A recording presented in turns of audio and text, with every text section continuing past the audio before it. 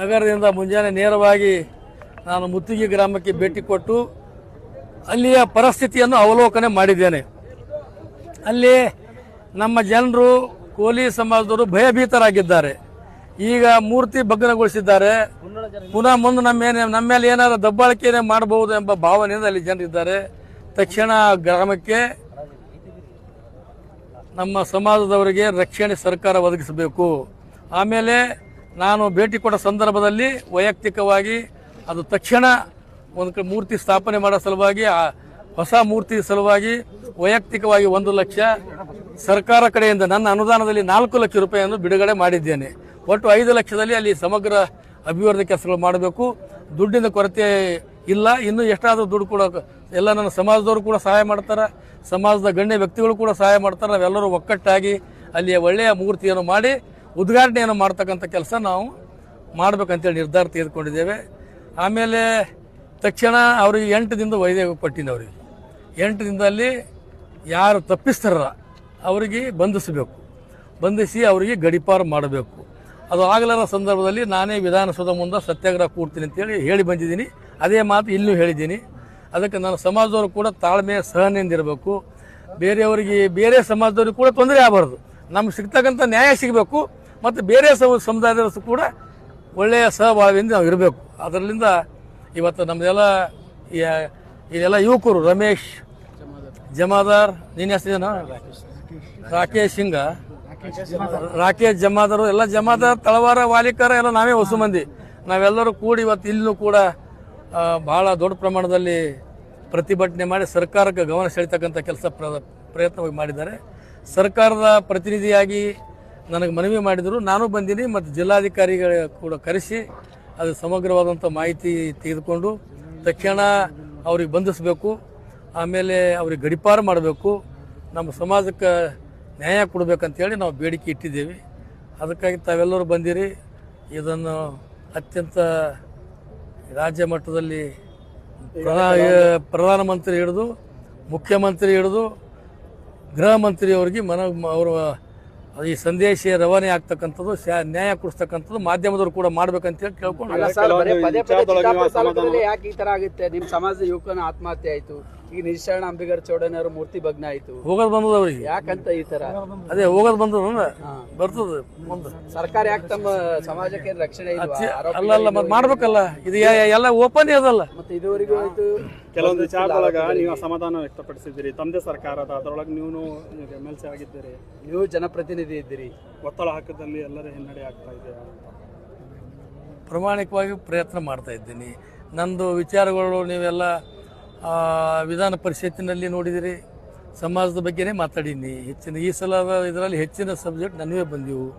ಸಮಾಜದಾಗ ಮಾಣಿಕೇಶ್ವರಮ್ಮನವ್ರದ್ದು ಪ್ರಾಧಿಕಾರ ರಚನೆ ಮಾಡಿ ಅಲ್ಲಿ 200 ಕೋಟಿ ಹಣ ಬಿಡುಗಡೆ ಮಾಡಿಸಿದಂಥದ್ದು ಕೆಲಸ ಮಾಡೀನಿ. ಅಂಬಿಗರ ಚೌಡ ಐಕ್ಯ ಸ್ಥಳದ್ದು ಆರ್ಕಿಯಾಲಜಿ ಡಿಪಾರ್ಟ್ಮೆಂಟಿಂದ ಹೊರಗೆ ತಂದು ಅಲ್ಲಿ ಅಭಿವೃದ್ಧಿ ಮಾಡೋ ಸಲಕ್ಕೆ HK ಪಾಟೀಲ್ ಅಧ್ಯಕ್ಷತೆಯಲ್ಲಿ ನಾನು, ತಳವಾರ ಸಾಬಣ್ಣ, ರವಿಕುಮಾರ್ ಅವರು ಸದಸ್ಯರಾಗಿದ್ದೀವಿ.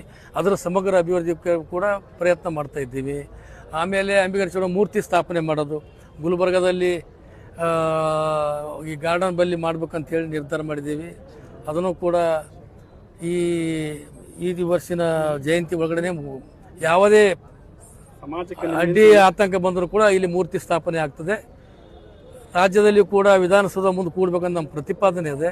ಅದಕ್ಕೂ ಕೂಡ ಆಗಲಿಲ್ಲ ಅಂದರೆ ಅಲ್ಲಿಯೂ ಕೂಡ ಫ್ರೀಡಮ್ ಪಾರ್ಕ್ದಲ್ಲಿ 10 ಲಕ್ಷ ಜನ ಸೇರಿಸಿ ಅಲ್ಲೂ ಇಡೀ ಸಮಾಜದ ಬಂಧುಗಳು, ಸಮಾಜದ ಒಂದೇ, ಎಲ್ಲರೂ ಒಂದೇ. ನಾವು ಸಮಾಜಕ್ಕಿಂತ ನಾವು ಯಾರು ದೊಡ್ಡವರಲ್ಲ. ಅವರೆಲ್ಲರಿಗೂ ವಿಶ್ವಾಸಕ್ಕೆ ಕರ್ಕೊಂಡು ಒಕ್ಕಟ್ಟಾಗಿ ಅಲ್ಲಿ ಬೆಂಗಳೂರಲ್ಲಿ ಕೂಡ ಫ್ರೀಡಮ್ ಪಾರ್ಕ್ದಲ್ಲಿ ಪ್ರತಿಭಟನೆ ಮಾಡಿ ಸರ್ಕಾರದ ಗಮನ ಸೆಳೆದು ಮೊದಲ ಸರ್ಕಾರದ ಪ್ರತಿನಿಧಿಯಾಗಿ ಸರ್ಕಾರಕ್ಕೆ ಕೇಳೋ ಪ್ರಯತ್ನ ಮಾಡ್ತೀವಿ.